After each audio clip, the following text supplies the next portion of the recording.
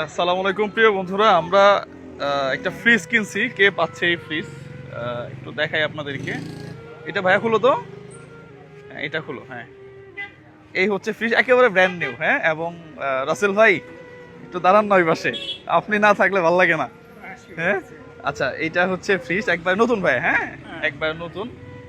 আহ, ওর বাবা, এদিকে আসো, তুমি এদিকে আসো। তোমার নাম কি? শান্ত। শান্ত।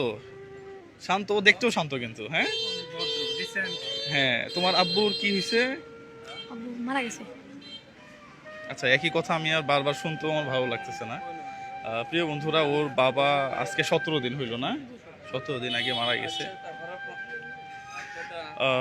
ওর জন্যই একটা ফ্রিজ আমরা কিনছি। ওর আব্বুকে এর আগেও আমরা হুইল চেয়ার একটা দোকান করে দিছিলাম। হুইল চেয়ারটা আমরা নিয়ে নিছি 35,000 টাকা দিয়ে, ওইখান থেকে আবার একটা ফ্রিজ কিনে দেওয়া। এটা দিয়ে এখন মোটামুটি দোকানটা সুন্দর হবে, তাই না? দোকানে মালপত্র সবই ছিল, শুধু ফ্রিজটা ছিল না আর কি। হ্যাঁ, তো এই ফ্রিজটা হয়ে গেলে এখন মোটামুটি ঠান্ডা তুলে একটা ব্যবস্থা হবে আর কি।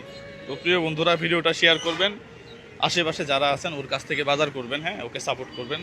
সবার জন্য শুভকামনা। আসসালামু আলাইকুম রহমতুল্লাহ।